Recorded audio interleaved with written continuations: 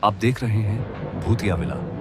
दोस्तों, अगर आप चैनल पर नए हैं तो चैनल को सब्सक्राइब जरूर कर लें और साथ ही वीडियो को लाइक करके नीचे कमेंट बॉक्स में अपनी राय जरूर दें, ताकि हम आपके लिए ऐसी ही भूतिया घटना और ला सकें। तो चलिए बढ़ते हैं आज की कहानी की ओर। दोस्तों, विकास दिखने में साधारण लेकिन मेहनती आदमी था और उसका टूर्स एंड ट्रैवल्स का कारोबार था जो कि काफी अच्छा चल रहा था। वो अपने हर ग्राहक को सम्मान से ले जाता था, जिस वजह से वो लोगों में काफी प्रचलित था। लेकिन शहर के नक्शे पर एक जगह ऐसी भी थी जहां लोग दिन के वक्त पैदल भी नहीं जाते थे। एक ऐसा जंगल जिसके बारे में लोग कहते थे वहां अंधेरा खुद जिंदा है। वहां पेड़ हवा से नहीं बल्कि किसी और की सांसों से हिलते हैं और वहां रात नहीं मौत उतरती है। कुछ लोगों का तो यह भी कहना है कि वहां आत्माएं रहती हैं जो इंसानों को रास्ता नहीं मौत देती हैं। मगर विकास इन बातों पर हंसता था। वो काफी पढ़ा लिखा आदमी था। उसे लगता था कि यह सब कहानियां बुजुर्गों की बनाई हुई हैं। लेकिन एक दिन जब दोपहर में उसका फोन बजा और जब फोन पर नाम देखा तो उसके दोस्त रजनीश का कॉल था। फिर विकास ने कॉल उठाया और बोला, अरे हाँ रजनीश, बोल कहाँ जाना है? तो उधर से रजनीश बोला, अरे भाई एक भाड़ा मिला है, एक लड़का है और रात तक उसे ट्रेन पकड़नी है, इसलिए जल्दी जाना पड़ेगा। फिर इस पर विकास बोलता है, अच्छा ठीक है, वैसे कहां से उठाना है सवारी को? तो रजनीश हल्का डरते हुए बोला, वो भूतिया जंगल वाले शॉर्टकट रास्ते के पास से। मगर इस पर विकास हंस पड़ा और बोलने लगा, फिर वही जगह जहां जाने से लोग डरते हैं। तो इस पर रजनीश बोला, अरे भाई डराने वाली बात नहीं है, काम अच्छा है और पैसे भी अच्छे खासे मिलेंगे। फिर यह सुनकर विकास ने बिना ज्यादा सोचे गाड़ी को स्टार्ट किया और निकल पड़ा। विकास ने शॉर्टकट का मोड़ लिया। जहां कहीं पेड़ झुके हुए तो कहीं सड़क टूटी हुई थी, तो कहीं धुआं सा महसूस होता रहता और चारों तरफ पेड़ ऐसे खड़े थे जैसे पहरेदार हों। धूप भी उन पत्तों के बीच से डरते डरते जमीन पर पड़ती थी। खैर, फिर कई किलोमीटर चलने के बाद आगे एक काली आकृति नजर आई और अब तक अंधेरा भी काफी हो चुका था। फिर जब गाड़ी पास आई तो वह आदमी बिल्कुल सामने खड़ा था। उसका चेहरा मानो धुएं से बना हो। खैर, विकास ने गाड़ी रोकी। फिर विकास ने उस आदमी से धीमी आवाज में कहा, भाई साहब तुम ही हो क्या, भाड़े पर गाड़ी करने वाले? तो इस पर वह आदमी बोला, हाँ, और मेरा नाम नकुल है। फिर यह कहकर वह अंदर गाड़ी में बैठ गया और बोला, आगे मेरे 3 दोस्त और खड़े हैं, उन्हें भी उठाना है, हम सब एक साथ जा रहे हैं। इस पर विकास ने बिना कुछ पूछे गाड़ी आगे बढ़ा दी। पर रास्ता जितना आगे जाता अंधेरा उतना ही गहरा होता जाता। ऐसा लगता कि जैसे चांद की रोशनी भी इस रास्ते को रोशन करने से डरती हो। फिर एक मोड़ के बाद दूर 3 और आकृतियां खड़ी दिखी। उनका शरीर इंसानी था, लेकिन उनकी चाल, उनके खड़े रहने का तरीका सब कुछ असामान्य था। फिर गाड़ी उनके पास जाकर रुकी और तीनों गाड़ी में बैठ गए। उसके बाद उन्होंने अपना नाम बताना शुरू किया, जिनमें से पहला बोला, मेरा नाम राजेश है। तो दूसरा बोला, मुझे सागर कहते हैं। और तीसरे ने बोला, मेरा नाम आदेश है। मगर उन चारों के नाम सुनकर विकास के माथे पर पसीना आ गया और वह मन ही मन बोलने लगा, भला ये लोग हैं कौन और ये सब एक जैसे क्यों हैं? पर उसने अपने चेहरे पर डर बयां नहीं होने दिया। लेकिन तभी विकास को लगा कि गाड़ी खुद ब खुद एक दिशा में मुड़ रही है, मानो स्टीयरिंग उसके हाथ में नहीं किसी और के हाथ में हो।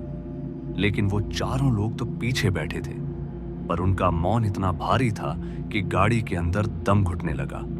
फिर विकास ने धीरे धीरे बिना आवाज किए अपना मोबाइल निकाला और उसने रजनीश को कॉल लगाया और धीमी आवाज में बोला, भाई जो भाड़ा बताया था वो मिल गया है। तो इस पर रजनीश बोला, अरे भाई कौन सा भाड़ा, कैसा भाड़ा? मैंने तो किसी को भेजा ही नहीं, और जिस आदमी की सुबह बात की थी वो तो आया ही नहीं। अब ये सुनकर विकास का दिल रुक सा गया और डरती हुई आवाज में बोलने लगा, क्या? पर यहां तो एक आदमी बैठा है और उसका नाम नकुल है। तो रजनीश ने घबरा कर बोला, विकास ध्यान से सुन मेरी बात, अगर वो इंसान अजीब तरह का है तो पक्का उसके और 3 दोस्त होंगे, इसलिए तू गलत लोगों के साथ है। मगर उन लोगों को पता मत लगने देना कि तू जान चुका है कि वो क्या है, और तू इंसानों के साथ नहीं है। फिर ये सुनकर विकास ने जल्दी से फोन काट दिया, मगर तभी पीछे से आवाज आई। किससे बात कर रहे थे विकास? फिर विकास ने पूरी हिम्मत जुटाकर मुस्कुराते हुए कहा, अरे साहब, घर से कॉल आया था, बस पूछ रहे थे कि कब तक लौटूंगा। मगर फिर उनमें से एक ने हल्की मुस्कान देते हुए बोला, लौटना सबके बस की बात नहीं होती। उसकी आवाज में अजीब कंपन था, मानो उसके अंदर कई आवाजें एक साथ बोल रही हों, और अब चारों पीछे आपस में बातें करने लगे। तो वहीं विकास चुपचाप उनके हर शब्द को सुन रहा था। फिर कुछ देर बाद राजेश बोला, बहुत समय बाद इंसानी मांस खाने मिलेगा।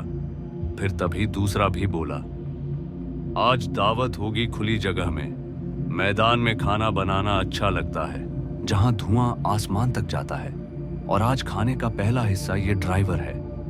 अब विकास अपने बारे में यह सब सुनकर उसके हाथ कांप गए, लेकिन उसने स्टीयरिंग मजबूती से पकड़कर खुद को सामान्य दिखाया। और इसी बीच माहौल और भी अजीब होता जा रहा था। गाड़ी के बाहर हल्की हवा चल रही थी और पेड़ एक साथ झूम रहे थे, जैसे कोई अदृश्य ताकत उन्हें झंझोर रही हो। गाड़ी अब ऐसे रास्ते पर थी जिसे विकास ने कभी नहीं देखा था।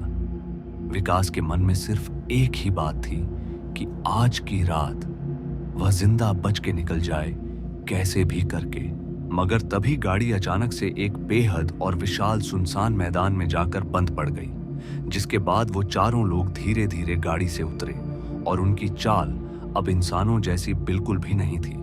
मानो उनकी हड्डियों में लचक ज्यादा हो और नसें टूट चुकी हों। फिर तभी उनमें से एक ने बोला, चलो विकास, आज की रात खास है, हमें खाना पकाना है।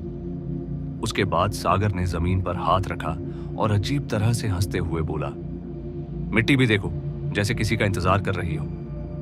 यह सुनते ही विकास की रीढ़ की हड्डी में सनसनी दौड़ गई। फिर तभी आदेश ने कहा, विकास, नीचे से लकड़ियां निकालने में हमारी मदद करो।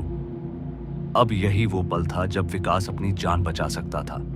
फिर विकास ने गाड़ी से उतरने का बहाना किया और धीरे धीरे पीछे हटता गया। और जब वो चारों दूसरी दिशा की ओर देखने में व्यस्त हो गए तो विकास अपनी पूरी ताकत से वहां से भाग पड़ा।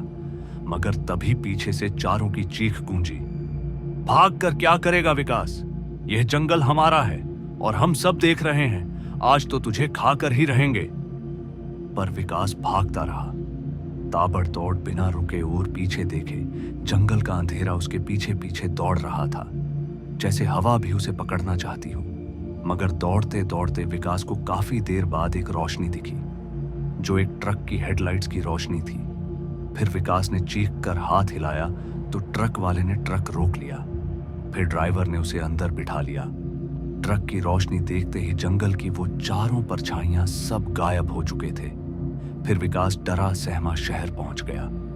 मगर उस रात वो घर नहीं गया, सीधे पुलिस स्टेशन गया अपनी गाड़ी की रिपोर्ट लिखवाने। मगर उस रास्ते पर ना तो कोई मैदान मिला, ना चारों आदमी, और ना गाड़ी का कोई नामो निशान। सब कुछ ऐसे गायब था जैसे कभी कुछ हुआ ही नहीं। लेकिन विकास के मन में उन चारों की मुस्कान, उनके नाम, उनकी चाल सब जिंदा थे। और उस दिन के बाद से विकास ने रात का भाड़ा लेना बिल्कुल बंद कर दिया, और शाम ढलते ही वह अपने घर की ओर लौट जाता है। तो दोस्तों, आज की इस कहानी में बस इतना ही, और मैं आपका दोस्त जल्द मिलूंगा एक ऐसी ही और डरावनी कहानी के साथ। धन्यवाद।